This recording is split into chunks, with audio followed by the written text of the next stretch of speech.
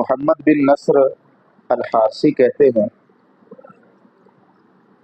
کان یقال اول العلم الانصات له ثم الاستماع له ثم حفظه ثم العمل به ثم بثه۔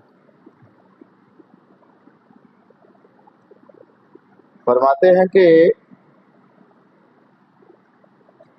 کہا جاتا تھا کہ علم کے لیے، حصول علم کے لیے سب سے پہلی چیز انصات ہے، خاموشی اختیار کرنا، پھر استماع ہے، علم کو سننا، پھر حفظ ہے، یاد کرنا، پھر عمل ہے، اور پھر اس کی نشر و اشاعت۔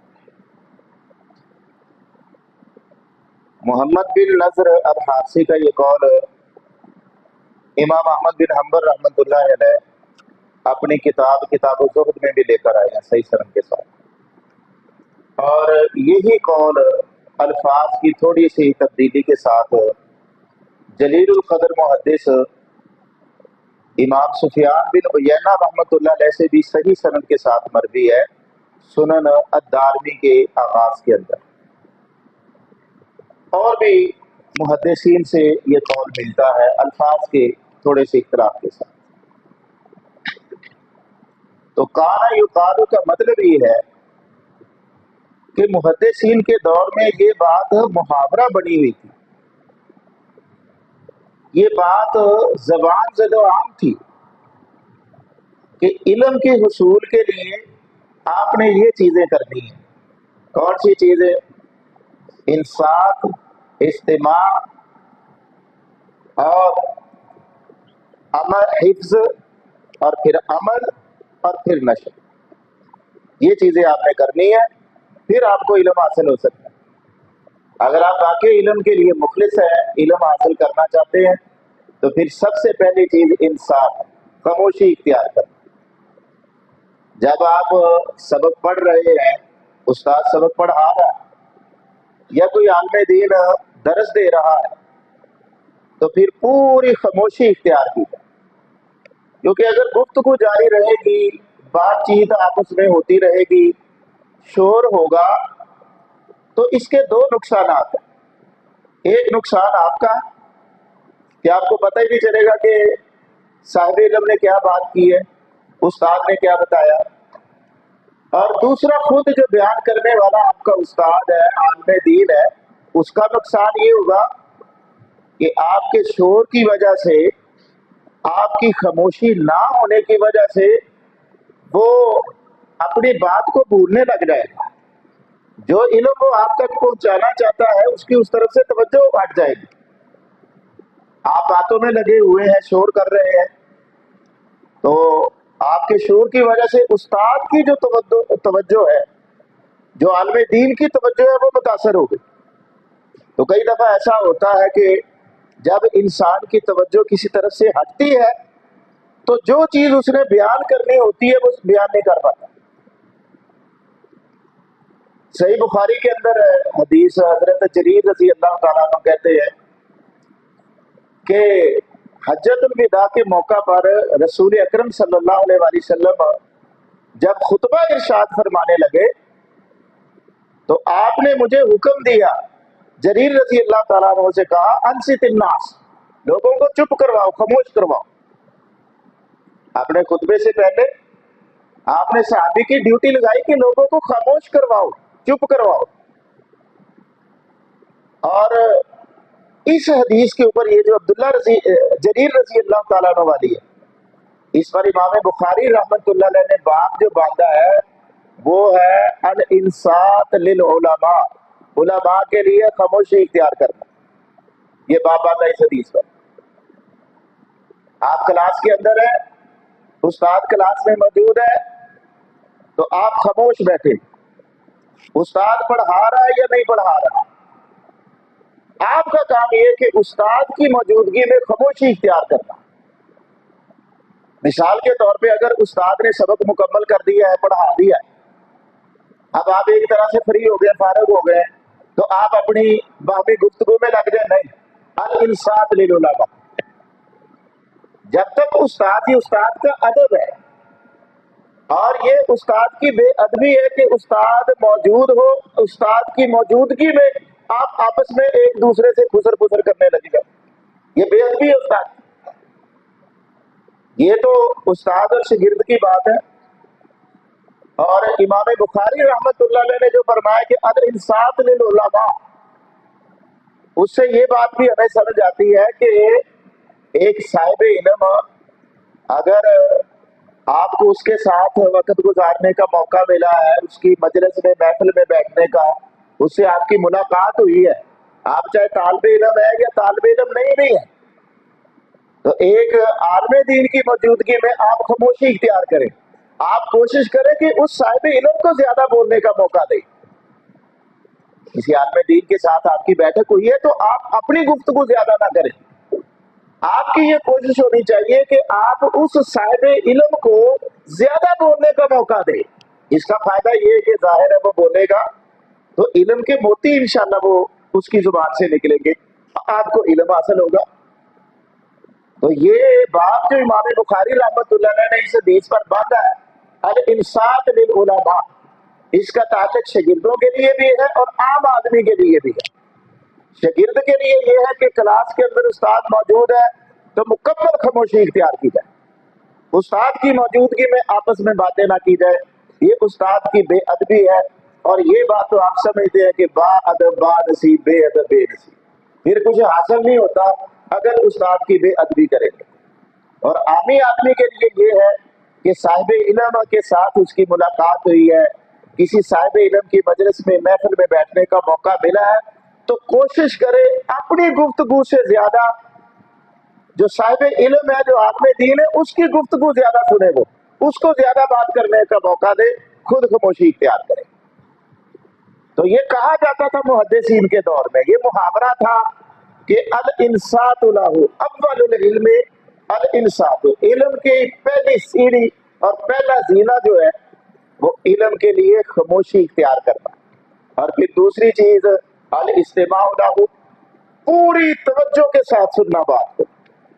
عزیز طلبہ، آپ کلاسز کے اندر سبق پڑھتے ہیں، اساتذہ کرام آپ کو پڑھاتے ہیں، آپ کلاس میں موجود ہیں، آپ شور نہیں کر رہے، لیکن کئی دفعہ ایسا ہوتا ہے کہ بندہ کلاس میں موجود ہونے کے باوجود، چپ رہنے کے باوجود اس کی توجہ نہیں ہوتی استاد کی طرف. جب توجہ نہیں ہوگی استاد کی طرف تو بات سمجھ میں نہیں آئے گی استاد نے کیا پڑھایا. جب سمجھ میں نہیں آئے گی تو علم آپ نے کیا حاصل کیا. اس لیے آپ سبق پڑھے کلاس میں ہو تو پوری توجہ آپ کی استاد کی طرف ہونی چاہیے. کوئی درس ہو رہا ہے، صاحب علم درس دے رہا ہے، پوری یکسوئی اور توجہ کے ساتھ اس بات کو سنا جائے. اور یہ ادب اللہ تعالیٰ نے بھی اپنی کلام پاک کے اندر ہمیں سمجھایا ہے. قرآن مجید کا ذکر کیا، فرمایا اعوذ باللہ من الشیطان الرجیم وَإِذَا قُرِئَ الْقُرْآنُ فَاسْتَمِعُوا لَهُ وَأَنصِتُوا لَعَلَّكُمْ تُرْحَمُونَ. جب قرآن پڑھا جائے تو پوری توجہ کے ساتھ قرآن کو سنو اور خاموشی اختیار کرو تاکہ تم پر رحم کیا جائے. تو علم کی بات آپ الحمدللہ پڑھ رہے ہیں، آپ جو بھی علم پڑھ رہے ہیں نا، اس کا تعلق کسی نہ کسی اعتبار سے قرآن کے ساتھ ہے، کسی نہ کسی اعتبار سے قرآن کے ساتھ ہے. آپ چاہے گرامر پڑھ رہے ہیں، آپ حدیث پڑھ رہے ہیں، آپ صرف نحو پڑھ رہے ہیں، آپ ترجمہ تفسیر پڑھ رہے ہیں، آپ ناظرہ پڑھ رہے ہیں، آپ جو بھی پڑھ رہے ہیں نا، اس کا کسی نہ کسی اعتبار سے قرآن کے ساتھ تعلق ہے. تو قرآن جس وقت پڑھا جائے اس کے لیے یہ ادب ہے کہ توجہ کے ساتھ سنا جائے اور خاموشی اختیار کی جائے. اور یہاں بھی یہ ہے کہ پہلی چیز اصول علم کے لیے یہ ہے خاموشی اختیار کرنا، پھر پوری توجہ کے ساتھ بات کو سننا، اور پھر تیسری چیز الحفظ، یاد کرنا. اور عزیز طلبہ، سبق یاد کرنے کا جو بہترین طریقہ ہوتا ہے نا، وہ یہ کہ جب استاد نے پڑھایا، استاد پڑھا کے فارغ ہوا تو آپ اس سبق کو دوہرائیں جو استاد نے پڑھایا. جب تازہ تازہ آپ سبق کو دوہرا لیں گے، سبق یاد ہوگا. جو لفظ آپ کو مشکل لگتا ہے، جس کی نہیں سمجھ آ رہی، उसको आप पेंसिल के साथ हाईलाइट कर लें, बाद में उस्ताद से रहनुमाई ले लें किस मुकाम की मुझे समझ नहीं आई। और अगर ये मामला हो कि उस्ताद पढ़ा के फारग हुआ और आपने भी कपड़े झाड़ लिए, उठ के कोई पानी पीने के लिए भाग गया, कोई वॉशरूम में भाग गया, कोई इधर उधर, अगला पीरियड शुरू हो गया, अगले उस्ताद आगे, आपको वो पढ़ने का मौका ही नहीं मिला, आपने अगले दिन किताब खोली है, रात के वक्त किताब खोली है, तो बहुत सारी चीजें आपके दिमाग से निकल चुकी हो।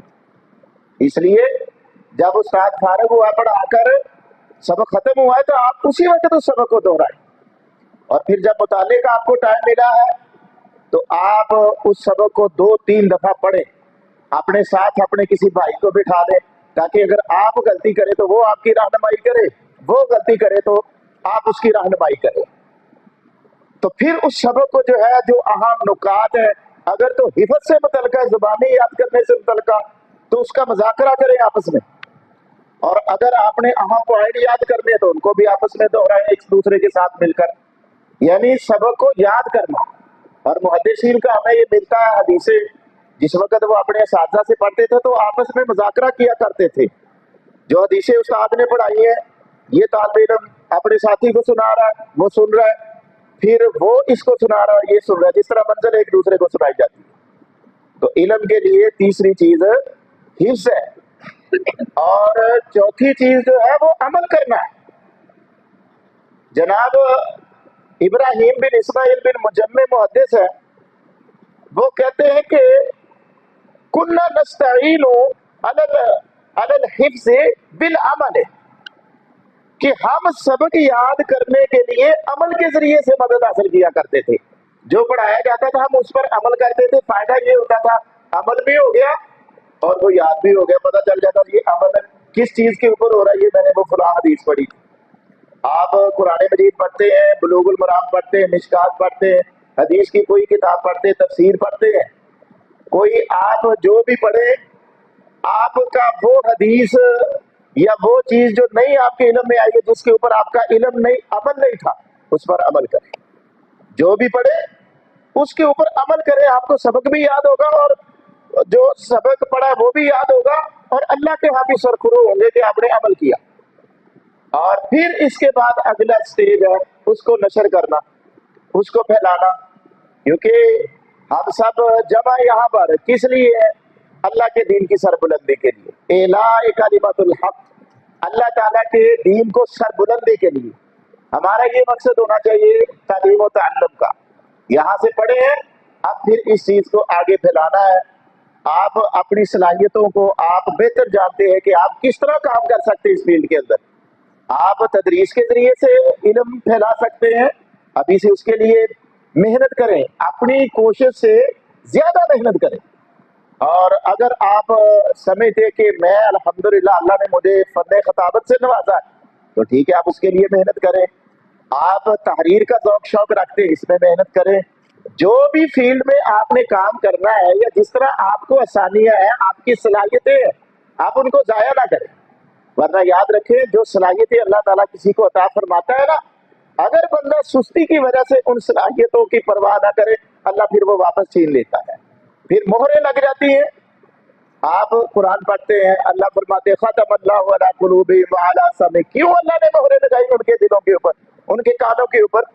कि दिल, दिमाग, कान अल्लाह ने जिस मकसद के लिए दिए थे ना, उन्होंने वो मकसद नहीं उनसे हासिल किया। दिल दिया था सोचने के लिए, कान दिए थे हाथ सुनने के लिए, उन्होंने ये मकसद ही नहीं, अपने सलाहियतें जाया कर दी, तो अल्लाह ने भी स्टैंप लगा दी, मोहर लगा दी, भटकते फिर जिधर भटकना। तो आपको जो सलाहियतें और नेमतें अल्लाह ने दी है, आप उनकी कदर करें और उनको इस्तेमाल में लाएं। अल्लाह इसमें इंशाल्लाह बरकत देगा। और अगर आप नलायकी इख्तियार करेंगे, अपनी उन सलाहियतों को जाया करेंगे, तो अल्लाह आपसे वो छीन लेगा। फिर क्या होगा? फिर सबक की समझ नहीं आएगी, फिर आप कोई काम नहीं कर सकेंगे, दीन का ये नुकसानात होंगे।